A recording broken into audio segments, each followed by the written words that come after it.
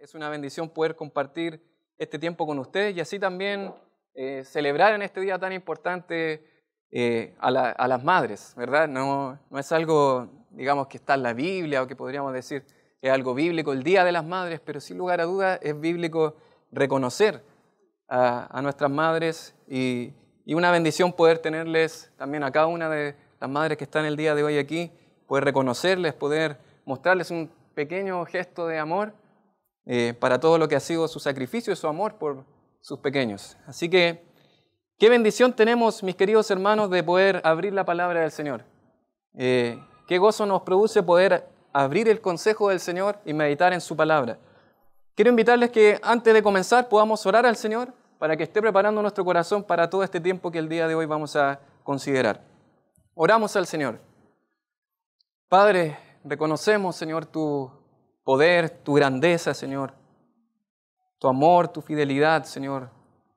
Padre, gracias, Señor, porque hemos reconocido, Señor, a través de estas alabanzas, Señor, cómo tu grandeza se ve reflejada, Señor, en nuestros corazones, en nuestras vidas, en nuestro diario vivir, Señor. Gracias, Padre, porque podemos tener esa paz, Señor. En ti podemos cantarte, Señor. Podemos tener una esperanza también, Señor, de que un día vamos a estar delante de tu presencia como cantábamos recién, Señor. Gracias, Padre, porque quedamos sin palabras, Señor. Incluso como cantábamos al comienzo, no nos podemos imaginar tu grandeza, Señor. Tú has revelado parte, Señor, de quién eres en tu palabra, pero no nos alcanzamos, Señor, a dimensionar tu poder, tu grandeza, Señor. Padre, gracias por esta bendición de poder cantar juntos a ti como iglesia, como cuerpo de Cristo, Señor. Unir nuestras voces, Señor, en alabanza, en adoración. Pero ahora, Señor, queremos escuchar tu voz hablando a nuestras vidas, Señor. Ahora queremos nosotros callar para escuchar tu preciosa voz, Señor. Ayúdame a mí a quedar en el fondo, Señor, y que sea tu palabra exaltada y predicada, Señor, en esta tarde. Te rogamos por este tiempo en el nombre de nuestro Salvador Jesús. Amén. Bien, mis queridos, yo estoy muy feliz, no solamente porque es un gozo abrir la palabra del Señor y estudiarla siempre, sino que el día de hoy podríamos decir que es el primer libro que como iglesia en Buin hemos estudiado desde principio a fin. Y eso me produce mucho gozo. O sea, si ustedes después de 10, 20 años tratan de recordar cuál fue el primer libro que estudiamos en Buin, trate de recordar algo de lo que aprendió en estos estudios del día domingo, que ha sido una gran bendición estudiar esta serie, Viviendo la Fe, a través de la Carta de Santiago, un estudio a través del libro de Santiago. Hoy concluye nuestro estudio. Hemos transitado ya por todo el libro, por distintos pasajes, versos, que nos han llevado digamos, al terreno práctico de lo que es la vida cristiana. No tanto una fe que se profesa, que se predica, sino una fe en la cancha. Santiago nos ha llevado a través de un manual muy práctico, nos ha animado y exhortado a vivir una fe activa en distintas áreas. ¿Sí? Yo no sé si usted puede ahora recordar cuál área ha tocado a Santiago. Dentro de todo lo que hemos visto en estos 5 capítulos, ¿de qué ha hablado Santiago? ¿En qué nos ha ayudado? ¿De qué nos ha enseñado la carta de Santiago? Cualquier cosa que recuerde. De la oración, muy bien, mi querido. Eso está fresquito, ¿verdad? De la semana pasada. Muy bien, excelente. A tener gozo en las pruebas. A tener gozo en las pruebas, excelente. Así fue como introdujo su carta, su escrito Santiago, hablando de tener por sumo gozo cuando os halláis en diversas pruebas. ¿Alguna otra cosa que le haya enseñado? ¿Cómo? En las tentaciones. Amén. Nos ha enseñado a vivir la fe en medio de las tentaciones. Querido César, la paciencia. Amén. Amén, mi querido. ¿Sí, hermana? Amén. Nos ha enseñado cómo controlar la lengua. Excelente. Y no solamente en ese pasaje grande de la lengua del capítulo 3, sino que ha tocado el tema de la murmuración, de la lengua en distintas partes de la carta. ¿Alguna otra más que recuerde? Excelente. ¿No? Ha hablado acerca de la imparcialidad, de la parcialidad, cómo tratar a las personas con favoritismos, que sería obviamente lo incorrecto, esta parcialidad, y la imparcialidad sería lo correcto, ¿verdad? Tratar sin favoritismos a las personas. ¿Alguna más que se le haya venido a la mente en este tiempo? Ya, muy bien, a no amar el dinero. Sí, también tocó el tema de las riquezas, de hecho menciona mucho el tema de las riquezas. ¿Cuánta enseñanza podemos tener de un libro tan corto, de 5 capítulos? Hoy vamos a finalizar considerando los últimos 2 versículos de este precioso libro, pero antes de que comencemos, quiero invitarles a mirar, a fijar sus ojos en la pantalla y vamos a observar una imagen. Miren, ¿qué puede observar usted en esta imagen? Si es que se alcanza a ver. Ya, un tren descarrilado. Bien. ¿Cómo? Ah, ya, unas personas, muy bien. Buen ojo ahí. Muy bien. Excelente. Esto es algo interesante. No es algo que suele suceder, ¿verdad? No tenga miedo ahora cuando se suba al tren, al tren de Rancagua. No es algo que suele suceder que un tren, ¿verdad?, salga de su carril, de su vía. Pero por diversas razones suele suceder este efecto. Los factores más comunes tienen que ver con vías rotas, soldaduras rotas, problemas en la geometría de las vías, distintas cosas que tienen que ver con las vías de los trenes. De repente un descuido, mucho tiempo, que no se han mantenido. Pero la pregunta, más allá de la imagen y todo lo que podemos observar, es cómo volver a colocarlo en su carril. Y aunque esto parece una ilustración muy sencilla, Santiago nos va a llevar de alguna manera a la parte práctica de la vida cristiana, a vivir la fe, y la manera en la que va a concluir va a ser esta. ¿Qué pasa cuando ahora yo no he caminado en la fe en estas áreas que hemos mencionado?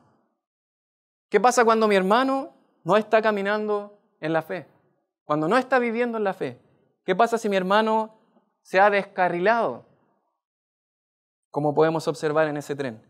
Así que el día de hoy, Santiago nos va a llevar a sus últimas palabras, que hacemos bien en prestar atención a ellas, nos va a llevar a viviendo la fe, restaurando a mi hermano.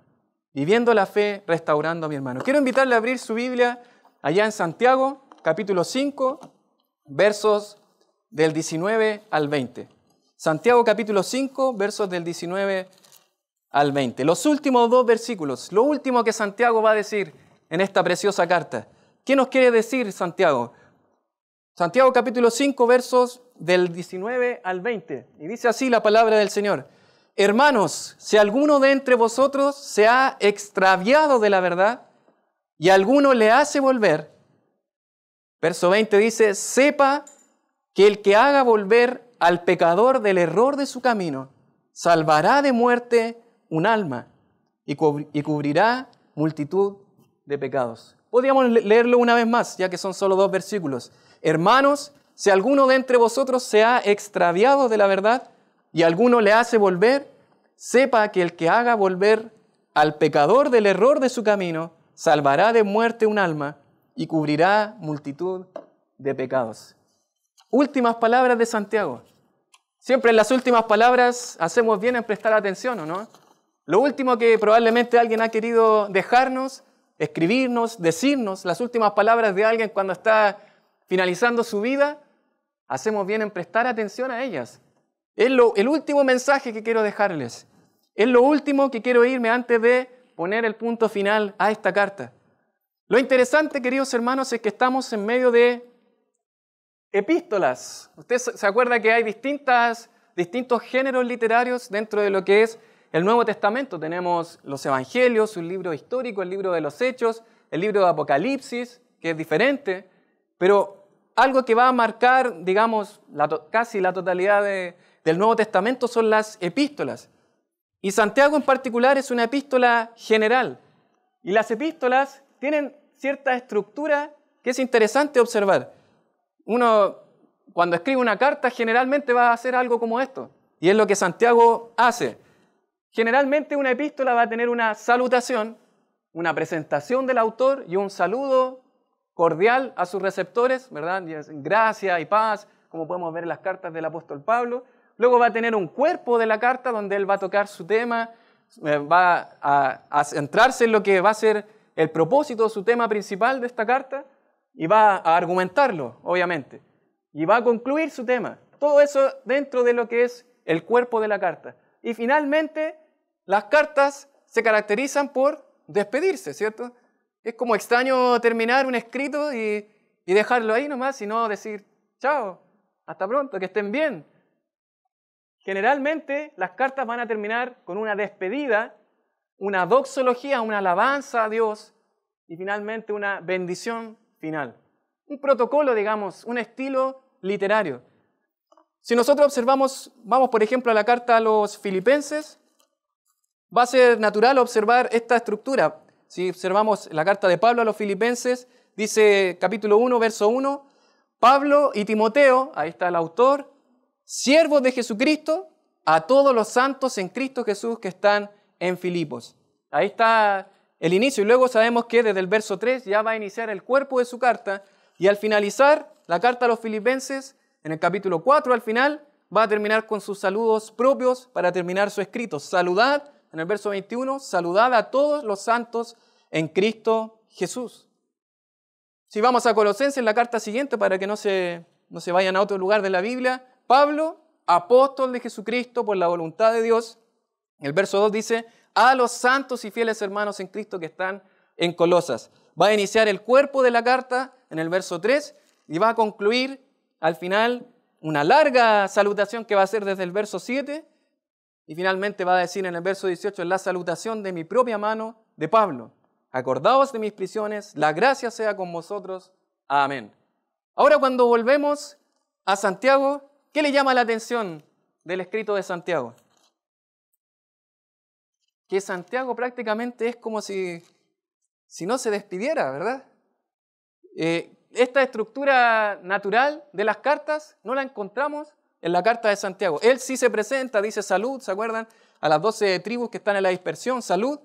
Va a desarrollar toda su carta y al final es como que casi faltara una parte de despedida.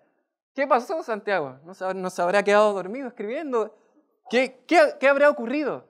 Bueno, lo cierto es que creemos que toda la palabra de Dios es inspirada, originada por Dios, y aún este detalle, que puede ser casi insignificante, es tan interesante como termina, porque Santiago no deja una salutación, una doxología, una bendición final, sino que las últimas palabras de Santiago son justamente prestar atención a nuestro hermano. Y me llama mucho la atención. Después de una carta en la que me ha hablado a cómo vivir mi fe, me va a decir, ¿qué pasa cuando mi hermano no está viviendo su fe? Y no va a concluir de otra manera, no se va a despedir, no va a hacer una doxología, sino que finalmente va a dejarnos el tema ahí. Si hay algo que quieres recordar, lo último, mis últimas palabras, es presta atención a tu hermano. ¿Cómo está viviendo tu hermano? Yo no sé cuán a menudo, mis queridos hermanos, pensamos en nuestros hermanos. Aquel que está al lado suyo sentado, aquel que vemos día miércoles, día domingo, que probablemente tenemos su contacto. Pero cuán a menudo pensamos, ¿cómo estará viviendo su fe mi hermano? Ya no yo, mi hermano. ¿Cómo está viviendo su fe? Es por eso que Santiago en estos 2 versos nos va a llevar a 3 principios acerca de la restauración. Usted podría decir, no ha mencionado la palabra restauración, ¿verdad? Pero la idea de estos 2 textos nos llevan a lo que es la restauración, viviendo la fe, restaurando a mi hermano. Entonces vamos a observar juntos 3 principios acerca de cómo vivir la fe restaurando a mi hermano. 3 principios de la restauración. Así que vamos en primer lugar, el primer principio, usted puede ir siguiendo ahí en su boletín la predicación del día de hoy, el bosquejo.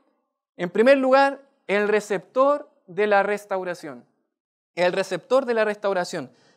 Capítulo 5, verso 19, la parte A. Dice, hermanos, si alguno de entre vosotros se ha extraviado de la verdad, hasta ahí lo vamos a dejar. Esa primera sección nos muestra de quién está hablando Santiago. Ahora bien, queridos hermanos, hay que entender de que hay discusión en cuanto a este pasaje. Si usted puede tal vez consultar a algún comentarista, alguna opinión de algún experto, un erudito, se va a encontrar que van a haber diferencias. Al menos dos opiniones diferentes. Una es que Santiago está hablando aquí de inconversos, ¿sí? O sea que Santiago no está hablando de los inconversos que están fuera de la iglesia, sino que él habla de los inconversos que asisten a la congregación. Es decir, como nosotros sabemos que dentro de la iglesia, no dentro del cuerpo de Cristo, que es la iglesia, creyentes en Cristo Jesús, sino los que asisten a la iglesia, hay personas que no son genuinos hijos de Dios. Hay personas que simplemente asisten de vez en cuando, que no son verdaderos hijos de Dios. Y hay algunos hermanos que creen que Santiago está hablando de alguna manera, predicar el Evangelio a aquellos que no conocen al Señor, que asisten probablemente, pero que son inconversos. Esa es una postura, un pensamiento de algunos hermanos. Pero otros, y que ha sido mi convicción leyendo, estudiando este pasaje, también consultando, es que Santiago está refiriéndose a restaurar al hermano, ¿sí? A creyentes en Cristo Jesús, creyentes genuinos. Y hay distintos argumentos que podríamos dar. El pasaje da para pensar en ambas cosas, pero al menos es mi convicción a lo que llegué con este pasaje, que Santiago está hablándole a creyentes para que presten atención a hermanos que se estaban descarriando de su fe, que ya no estaban viviendo su fe, se estaban debilitando, estaban de alguna manera abandonando esta fe verdadera y probablemente simplemente profesaban algo y no lo estaban viviendo con sus vidas. Si usted recuerda en la carta, eso va a ser lo que Santiago ha hecho, corregir prácticas de los hermanos cuando no estaban viviendo su propia fe. Da mucho sentido que ahora esté exhortando a aquellos que sí están viviendo la fe a que presten atención a sus hermanos que no lo están haciendo. Se refiere a creyentes que han cedido al pecado y se han apartado de la verdad. Y lo cierto es que hay una tendencia de algunos hermanos a creer de que el creyente no puede apartarse, ¿sí? Si bien reconocemos en la palabra del Señor que el que es creyente, el verdadero creyente, no va a practicar el pecado no va a ser una costumbre en su vida, su práctica, hay algunos hermanos que dicen, es imposible que el creyente se aparte del Señor. Es imposible que el creyente se pueda apartar de la verdad. Pero lo cierto es que al mirar la palabra del Señor, y quise colocarlo como primer argumento, es que bíblicamente la realidad es que un creyente puede vivir como un carnal. Un creyente puede apartarse del Señor. Tenemos ejemplos en el Antiguo Testamento donde el rey David, nadie discutiría de que él era creyente, hijo genuino del Señor, al punto de que la Biblia lo describe como un varón conforme al corazón de Dios.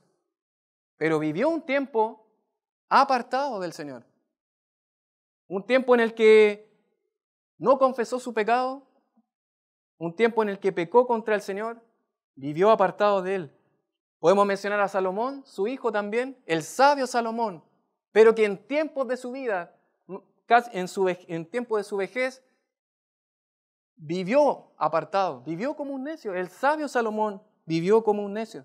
Tenemos ejemplos en el Nuevo Testamento de cómo la iglesia en Corinto, una genuina iglesia del Señor, la Biblia los llama hermanos santificados, pero al mismo tiempo el apóstol Pablo los describe como carnales.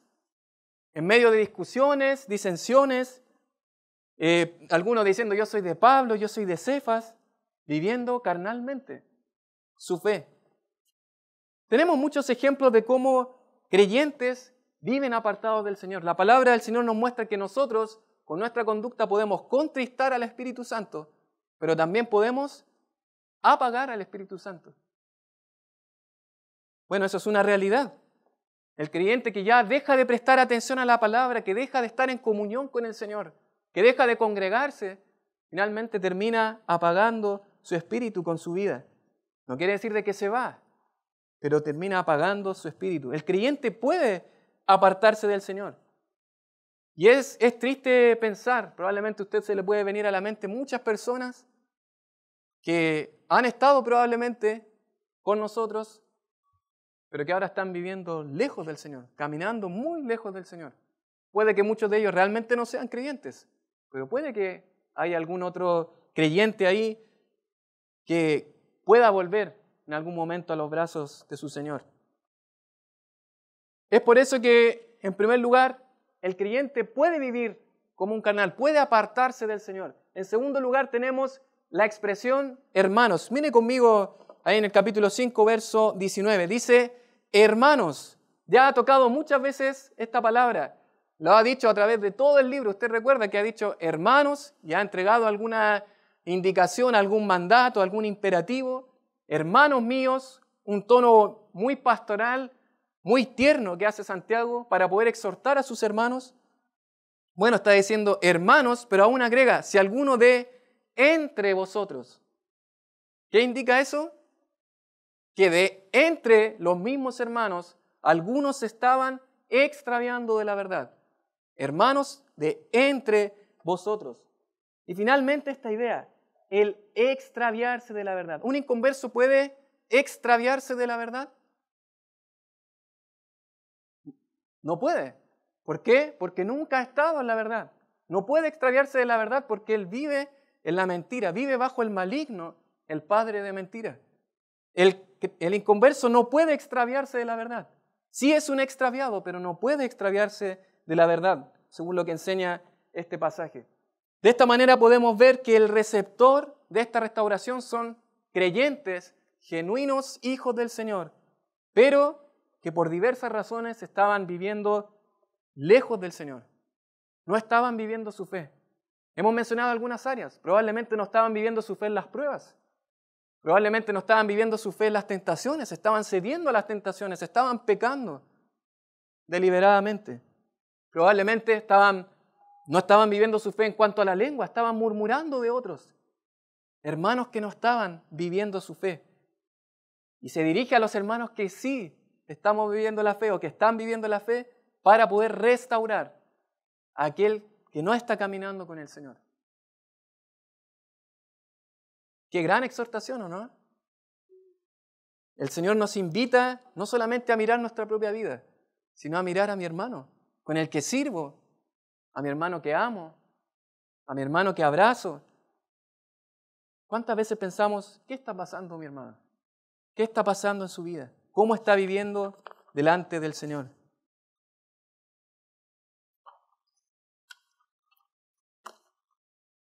Ahora bien, la pregunta que surge en esta primera idea del receptor de la restauración es, ¿qué es la verdad? En el Nuevo Testamento la verdad es personificada por la persona de Cristo Jesús. Jesús dijo, yo soy el camino y la verdad y la vida.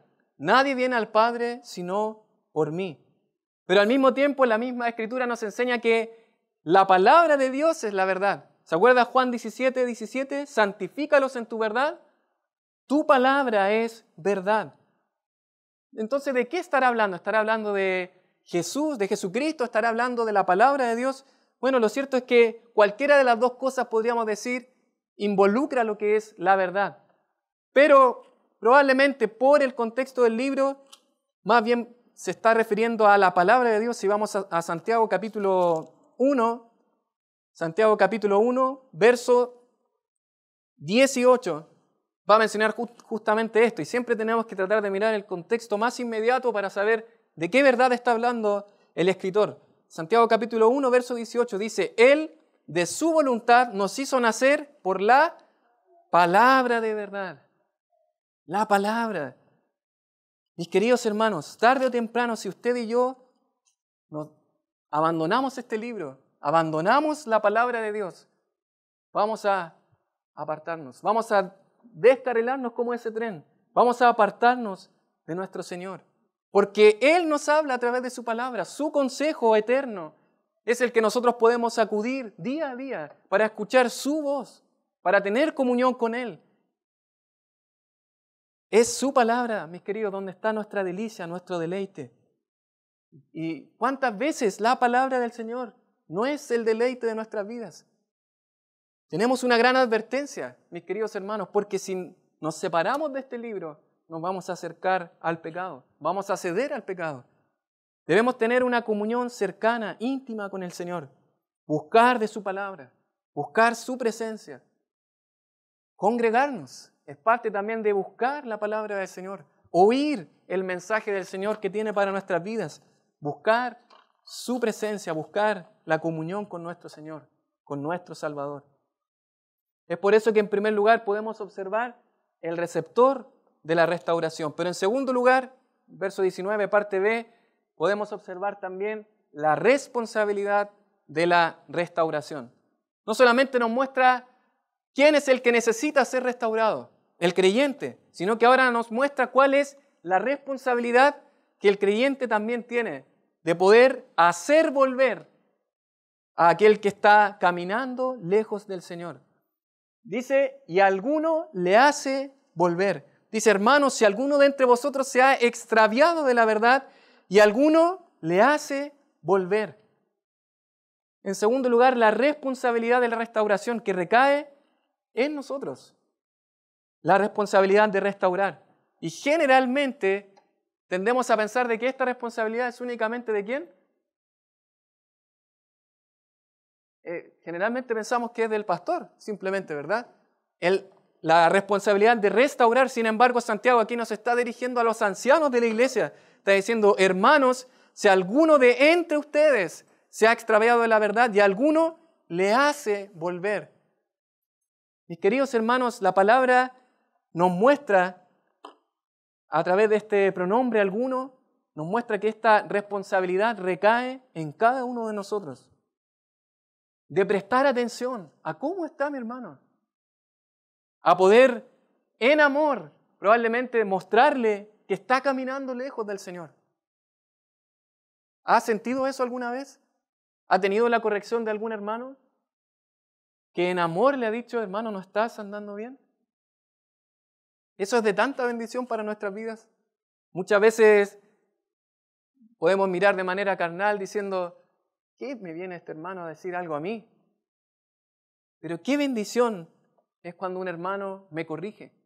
Cuando un hermano quiere que yo pueda volver al carril, caminar correctamente en el Señor. Vamos juntos en la palabra del Señor a Gálatas, capítulo 6, versos del 1 al 2. Gálatas, capítulo 6, versos del 1 al 2. Y ahí lo podemos leer en pantalla también. La carta de Pablo a los Gálatas, capítulo 6, verso 1 dice, hermanos, el apóstol Pablo hablando a los hermanos dice, hermanos, si alguno fuere sorprendido en alguna falta, vosotros que sois espirituales, ¿qué dice? Restauradle con espíritu de mansedumbre, considerándote a ti mismo, no sea que tú también seas tentado. Sobrellevad los unos las cargas de los otros y cumplid así la ley de Cristo. Restaurar, esa palabra restaurar, que es catartizo en el griego, tiene la idea de modificar o volver a su posición un hueso roto, un hueso que se ha salido de su lugar. Aquí tenemos a varios expertos en eso, ¿no? Pero esa es la idea de la palabra restaurar en el Nuevo Testamento. Es volver a su lugar este hueso que se ha salido de su lugar. Si alguno fuere sorprendido en alguna falta, vosotros los espirituales, no los pastores, vosotros los espirituales, los que están viviendo su fe, vayan y restauren este hueso que está fuera de su lugar. Restauren a su hermano. ¿Pero de qué manera? Dice el apóstol Pablo, con espíritu de mansedumbre. No con un espíritu de crítica, de soberbia.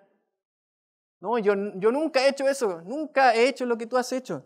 Nunca he cometido tal acción. Eres un pecador, ¿verdad? Espíritu de mansedumbre. ¿Por qué? Porque puede que en otra ocasión a mí me toque estar en ese lugar. Por eso es un espíritu de mansedumbre, de amor. Hermano, yo te digo esto porque te amo, porque quiero que camines con el Señor. Quiero que vuelvas al Señor. ¿Se dan cuenta de las palabras de Santiago al terminar su epístola? Presten atención a sus amados hermanos. Presten atención a sus hermanos. Santiago capítulo 5, verso 16, veíamos el día miércoles todos los unos a los otros, ¿verdad? Si bien este contexto está hablando específicamente de alguien que se ha apartado, se puede extender claramente en toda la responsabilidad que tenemos de interceder y estar con nuestros hermanos. Santiago 5, verso 16, veíamos con David la semana pasada, confesaos vuestras ofensas unos a otros y orad unos por otros. ¿No saben, queridos hermanos, el gozo que produce cuando alguien te dice, estoy orando por ti? ¿Has sentido ese gozo? ¿Has sentido esa bendición de escuchar que un hermano está intercediendo por ti? ¿Has sentido esa bendición cuando un hermano te escribe durante la semana, enviándote un versículo, una palabra de aliento, de ánimo? Vamos, hermanos, que sea una buena semana en el Señor. Un pasaje que nos anime a buscar al Señor, a amarle de todo nuestro corazón, a no dejarnos llevar por el mundo y las cosas que nos ofrecen que no tienen ni un valor. ¡Cuánto gozo a mí me produce cuando un hermano me anima durante la semana! Cuando recibo esa palabra de aliento, un versículo, un texto, mis queridos, tenemos tanta responsabilidad de edificarnos unos a otros. Una llamada, un mensaje, un versículo, una oración ferviente por la necesidad de nuestros hermanos. Un buen hábito es anotar, ¿verdad? Porque a veces en nuestra mente se le olvidan los motivos de oración que pueda tener mi hermano. Pero qué buen ejercicio anotar, apuntar las oraciones de nuestros hermanos. ¿Cómo estamos viviendo en cuanto a nuestra responsabilidad por nuestros hermanos? ¿Cómo está actuando usted con su hermano, que está al lado, que ve cada día? ¿Cuánto necesitamos, hermanos, de la oración, compañía, amor, consejo y fuerza de nuestros hermanos? Con los varones estamos todavía el desafío de la integridad, ¿verdad, César? Que recibimos el día de nuestra primera reunión de varones. Continuamos, exactamente. Qué bendición el desafío de la integridad, ¿verdad? Estarnos escribiendo, alentándonos a caminar en integridad con el Señor. Es por eso, queridos hermanos, que hemos considerado, en primer lugar, hemos visto el receptor de la restauración. En segundo lugar, hemos considerado nuestra responsabilidad de la restauración. Y finalmente, Santiago nos va a llevar a el resultado de la restauración. ¿Cuál es el fin que produce este ministerio de la restauración? Mire conmigo el verso 20. Volviendo allá a Santiago, en el capítulo 5. Santiago capítulo 5, verso 20. Dice, sepa que el que haga volver al pecador del error de su camino, salvará de muerte un alma y cubrirá multitud de pecados. Y ese sepa, esa palabra saber, en el texto original es un saber experimental. No es simplemente un conocimiento intelectual, sino que yo, habiendo restaurado a mi hermano, habiendo ido en pos de él, buscarlo, restaurarlo en el Señor, ahora experimentalmente sé cuál fue el resultado de haber invertido en su vida, de haberlo buscado, de haberlo restaurado. Sé cuál es el resultado. Por eso es saber experimentalmente. Sepa que el que haga volver al pecador del error de su camino, salvará de muerte un alma y cubrirá multitud de pecados. Santiago nos va a decir, hay dos resultados que ustedes pueden observar, que pueden experimentar al restaurar a su hermano. Dos resultados.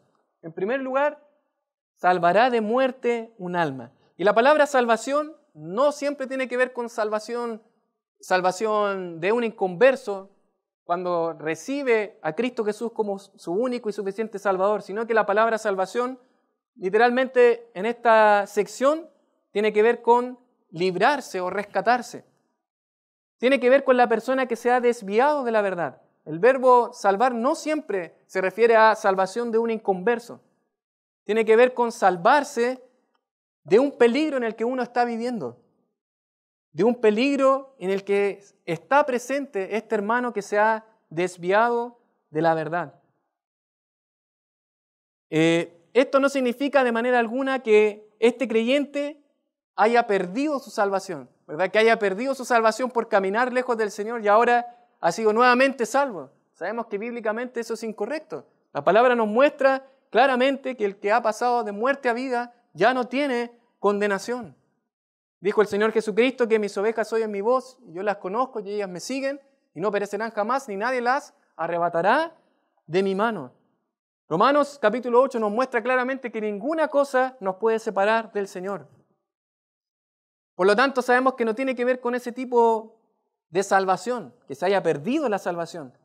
Una opción que algunos hermanos han dicho es que esto se puede referir a la muerte física. ¿Sí? Es decir, que haya salvado a sus hermanos de morir físicamente. Puede ser una opción, puede ser una alternativa en relación a lo que el texto está diciendo, pero la palabra alma ahí nos complica un poquito esa idea, ¿verdad? De que esté hablando de salvación, de morir físicamente. ¿Por qué? Porque dice, salvará de muerte un alma. Entonces, ¿de qué clase de muerte estará hablando este pasaje? Lo cierto es que, si bien no está hablando ni de muerte espiritual, no está hablando de muerte física, hace referencia a una condición que el creyente puede tener cuando está lejos del Señor. No está muerto espiritualmente porque sigue siendo salvo, pero sí la palabra nos muestra que cuando uno está caminando lejos del Señor, puede estar viviendo, pero al mismo tiempo estando moribundo, debilitado. Su vida debilitada delante del Señor.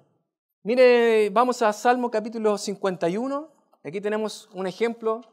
En el Salmo capítulo 51.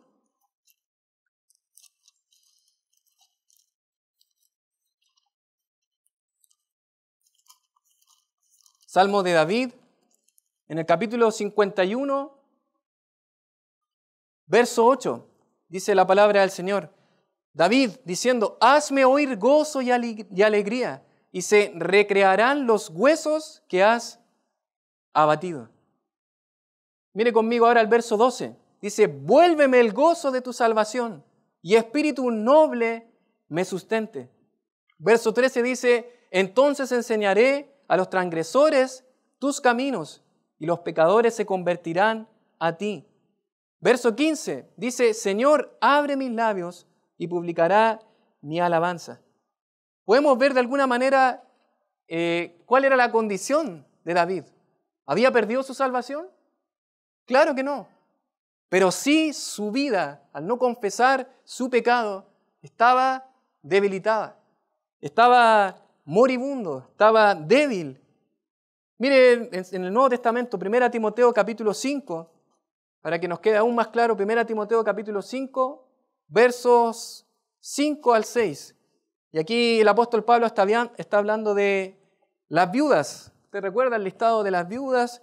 Capítulo 5, verso 5 dice, mas la que en verdad es viuda y ha quedado sola, espera en Dios y es diligente en súplicas y oraciones noche y día. Pero mire, aquí hay otra viuda dentro de la congregación, ahí en Éfeso. Otra viuda dice, verso 6, pero la que se entrega a los placeres, ¿qué dice? Viviendo, está muerta. Sí, esa es la idea, una mujer, una hermana que no está agradando al Señor, que está viviendo lejos del Señor. No está muerta espiritualmente, no puede estar muerta espiritualmente porque son hermanas de la iglesia en Éfeso, donde estaba Timoteo. Pero sí, su vida, su actuar, estaba finalmente haciendo de que su vida se viera debilitada, como muerta. Y pronto también a una muerte física. Ustedes saben, queridos hermanos, si estamos caminando lejos del Señor, estamos en peligro. ¿Por qué? Porque Él es un Padre amoroso que disciplina a sus hijos. Y si vamos a 1 Corintios, en el capítulo 11, 1 Corintios, capítulo 11, sabemos que la disciplina del Señor, cuando estamos caminando lejos de Él, nuestra vida está debilitada. Muchos lo llaman esto como que la mano del Señor se aparta, su bendición, su disciplina sobre el creyente, porque lo ama, porque quiere restaurarlo. Dice el verso 27, de manera que cualquiera que comiere este pan o bebiere esta copa del Señor indignamente será culpado del cuerpo y de la sangre del Señor. Verso 28 dice, por tanto, pruébese cada uno a sí mismo y coma así del pan y beba de la copa. Porque el que come y bebe indignamente, sin discernir el cuerpo del Señor, juicio come y bebe para sí. Verso 30 dice, por lo cual hay muchos, ¿qué cosa? Enfermos y debilitados entre vosotros, hermanos en Corinto. Y muchos, ¿qué dice? Duermen. Una palabra que habla acerca de muerte física. Muchos ya no solamente estaban debilitados por no estar viviendo su fe, por vivir lejos del Señor, sino que muchos incluso habían muerto. Es eso lo que Santiago está diciendo. Cuando restauramos a nuestro hermano, el primer resultado va a ser salvar de muerte un alma. Pero en segundo lugar, va a decir, el segundo resultado es que cubrirá multitud de pecados. Y aquí claramente Santiago tiene en mente los proverbios. ¿Se acuerdan del libro de Proverbios? Muchas veces se citan, se hacen referencias en el libro de Santiago acerca de proverbios, que dice, el odio despierta rencillas, pero el amor cubrirá todas las faltas. Y este mismo pasaje Pedro lo va a citar en 1 de Pedro 4:8 y va a decir, y ante todo, tened entre vosotros ferviente amor, porque el amor cubrirá multitud de pecados. Y es interesante porque tanto Pedro como Santiago, lo más probable es que no estén ocupando este término como cubrir, como tapar, como encubrir, sino que la idea en el Antiguo Testamento, que es la idea en lo que lo ocupa Santiago y Pedro, tiene la idea de perdonar. Esa es la idea de cubrir. Tiene que ver con un perdón de parte del Señor. Un perdón a este hermano que está caminando lejos del Señor. Y mis queridos hermanos, no hay pecado que no pueda ser perdonado por nuestro Señor. Tenemos la confianza, la seguridad de que si vamos delante de Él en arrepentimiento, Él nos va a perdonar. Y esa es la idea de la palabra cubrir. Esa es la idea, es de perdonar. Dice en Isaías capítulo 43, verso 25, dice la palabra del Señor, yo soy el que borro tus rebeliones por amor de mí mismo y no me acordaré de tus pecados. Qué bendición, ¿o no? Que el Señor ya no se acuerde, borrón y cuenta nueva, ya no se acuerde de sus pecados. ¿Está caminando usted lejos del Señor? ¿En algún área? ¿En su vida? Tenga garantizado que si va delante de Él en arrepentimiento, Él le va a perdonar. Y no se acordará de sus pecados. Miqueas capítulo 7, versos del 18 al 19. ¿Qué Dios como tú, que perdona la maldad y olvida el pecado del remanente de su heredad? No retuvo para siempre su enojo, porque se deleita en misericordia. ¿Qué Dios como ese? ¿Cuándo hemos perdonado de esa forma? Se deleita en perdonar.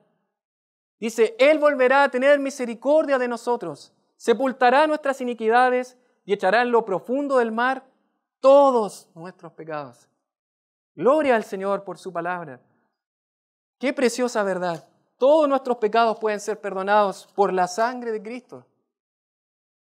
Queridos hermanos, qué bendición ver esos resultados, ser espectador, vivir, experimentar la bendición de restaurar a alguien que vuelva al carril y disfrutar de que haya sido salvado de muerte y finalmente también que todos sus pecados sean perdonados. Una historia muy conmovedora en la palabra del Señor es la del hijo pródigo, ¿verdad? Aquel que se fue, todo lo que era la herencia de su padre la gastó en todos los placeres que uno se puede imaginar. Uno podría decir, qué hombre más miserable, ¿verdad? ¿Cómo se le ocurre hacer algo así? Gastó todo en puros placeres, comida, en prostitutas, en todo lo que quiso. Pero ese padre amoroso que vemos yendo a buscarlo, llorando sobre su pecho, nos conmueve el corazón. Queridos hermanos, ese es nuestro Dios. que dice que este es mi hijo que ha vuelto, que estaba perdido, ha vuelto al redil. Y queridos hermanos, tenemos una gran misión, no solamente a vivir nuestra fe, sino que ahora podamos ayudar a nuestros hermanos a vivir su fe. De esa manera Santiago termina su carta. De esa manera va a concluir y leemos por última vez Santiago capítulo 5, versos 19 y 20. Y escuche las palabras de Santiago. Escuche a Santiago, escuche la palabra del Señor. Hermanos, si alguno de entre vosotros se ha extraviado de la verdad y alguno le hace volver, sepa que el que haga volver al pecador del error de su camino, salvará de muerte un alma y cubrirá multitud de pecados. Qué preciosa verdad. Santiago ha hecho un examen en nuestra fe. Eso ha sido la carta de Santiago. Ha examinado nuestra fe, ha llevado nuestra fe al laboratorio y ha examinado cómo vivimos nuestra fe. Podemos volver a recapitular todo lo que Santiago ha tocado. Santiago nos dice cómo está nuestra fe en las pruebas. ¿Está pasando pruebas, dificultades, momentos de dolor? Nos invita a gozarnos en medio de las pruebas. ¿Cómo está nuestra fe en las tentaciones? ¿Ha cedido a la tentación últimamente, este último tiempo, esta semana, hoy mismo en la mañana? ¿Cómo está nuestra fe en relación a la palabra del Señor? Esa palabra que es como un espejo que muestra tal cual como soy. ¿Cómo está nuestra fe frente a la palabra de Dios? El consejo eterno de Dios. ¿Cómo está nuestra fe ante las personas? ¿Hay favoritismos? ¿Prefiero a este hermano que a este otro? ¿Prefiero a los ricos en vez de los pobres? ¿Cómo está nuestra fe ante las personas? ¿Cómo está nuestra fe en el uso correcto de nuestra lengua? ¿Será que no estoy viviendo conforme a la palabra del Señor en relación a mi boca, mi lengua? ¿He hablado mal de alguien? ¿He murmurado? ¿He dicho cosas que luego no cumplo? ¿Cómo está nuestra fe en relación a la verdadera sabiduría? No a esta fe terrenal, diabólica, animal, sino a la verdadera sabiduría. Lo que digo, lo hago. Una sabiduría celestial. ¿Cómo está nuestra fe ante la venida del Señor? ¿Estoy esperándola con paciencia? ¿Estoy esperando que Cristo venga? ¿Vivo conforme a esa esperanza? ¿Cómo está nuestra fe en nuestra vida de oración? ¿En medio de las aflicciones o en medio de la alegría? Finalmente, la pregunta, el examen de Santiago es: ¿cómo está nuestra fe? ¿Hay algo que confesar el día de hoy? ¿Hay algo que orar al Señor y decirle: Señor, perdóname? Le invito a que este pueda ser el tiempo en que podamos orar a nuestro Señor. Oramos a Él.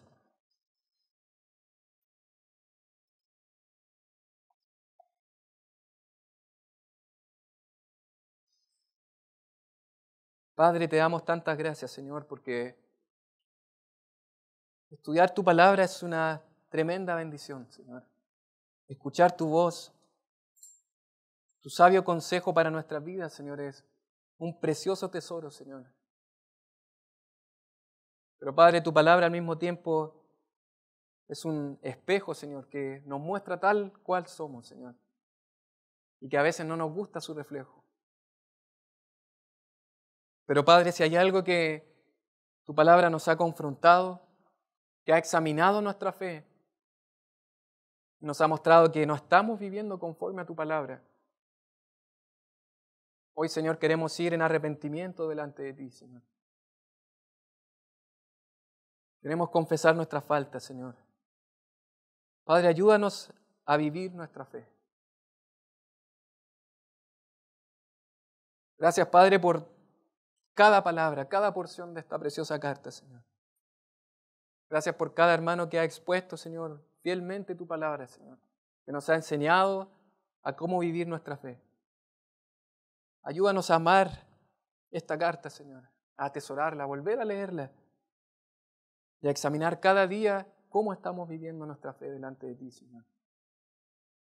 Te ruego por mí, te ruego por cada uno de mis hermanos, Señor, para que podamos vivir nuestra fe, Señor. Vivirla no como el mundo, sino vivirla conforme a tu palabra, Señor. En Cristo Jesús nuestro Salvador. Amén.